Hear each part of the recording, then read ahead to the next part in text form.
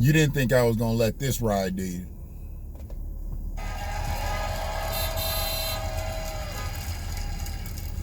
And while I first knew Joe as vice president, I really got to know him as the father who loved Bo, my dear friend who we remember here today. And to my husband, Doug,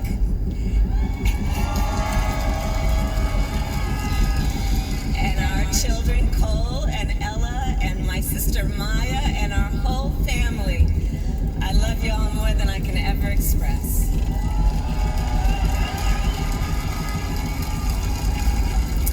We are so grateful to Joe and Jill for welcoming our family into theirs on this incredible journey.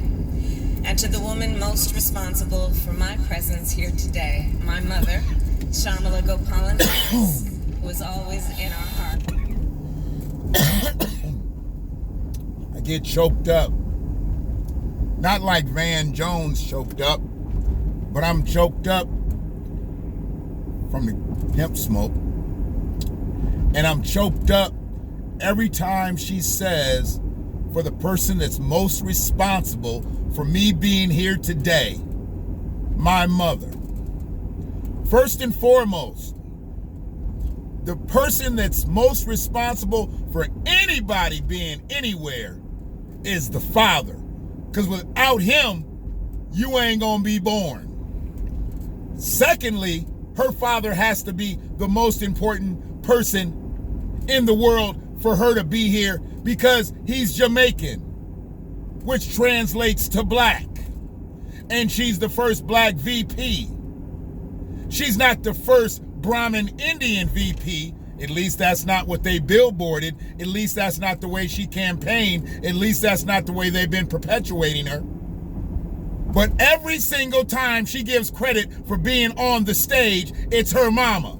Now, y'all already know it ain't about her being black enough, or not being black at all. But without her Jamaican daddy, she wouldn't be black at all. She'd just be Brahmin Indian. And whatever nationality her daddy would be. But it's not. Donald Harris is her daddy. And he's Jamaican, which translates to black, which makes her black, which makes her the reason why she is the first black VP. I ain't done yet.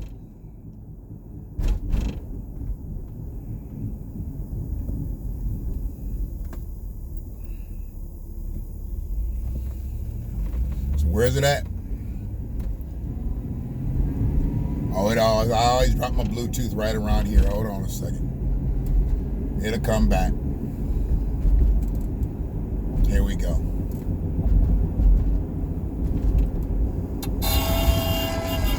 Here we go.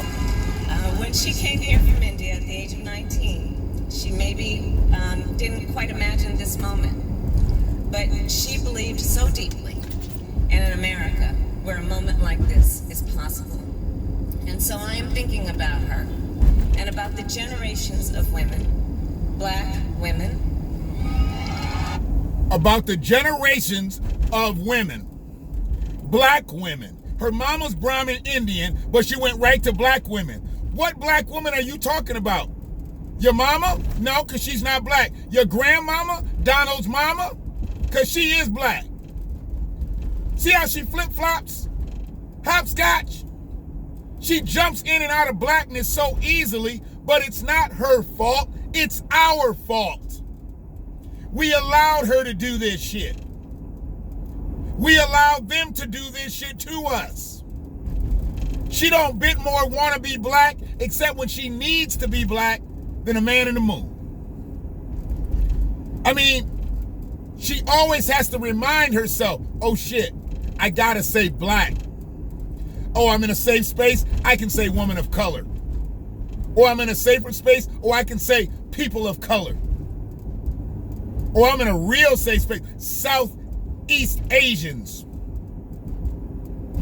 Come on now. This is the way they set this shit up. Kamala don't want to be black. Y'all need to get that through your heads. But since she's in the space, we gonna put pressure on her, and we gonna put pressure on her as a black woman, because that's what she ran as. I ain't done yet.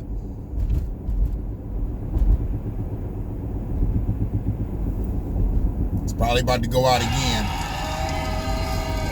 by the sheriff's office. Asian, white, Latina, Native American women who throughout our nation's history have paved the way for this moment tonight. Women who fought and sacrificed so much for equality and liberty and justice for all, including the Black women who are too often overlooked, but so often prove they are the backbone of our democracy. Black women, the backbone of your democracy. The same black women that you said you would not do anything that was going to singularly affect them on a positive scale. The same black women that you forgot once you left Howard, once you left the 37 other women that you pledged with, because you ain't got one of them in your camp.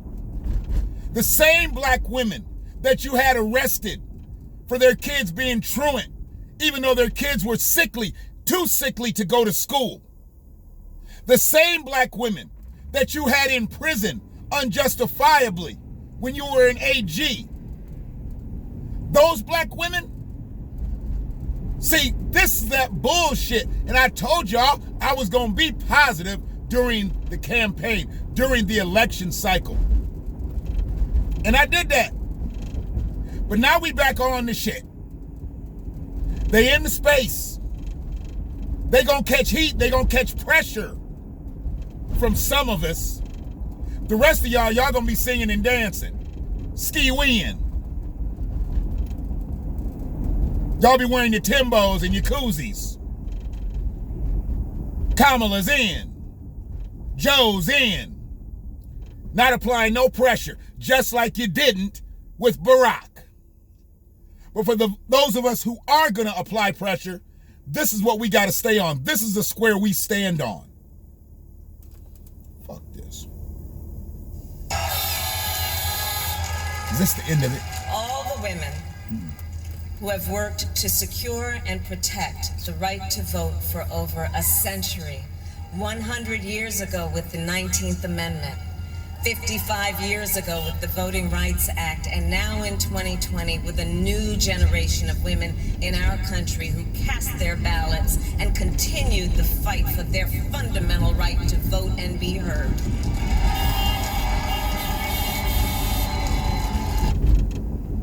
Her whole speech is about women. Not really black women, just women. She was part of the problem, basically trying to disappear black men off the campaign trail.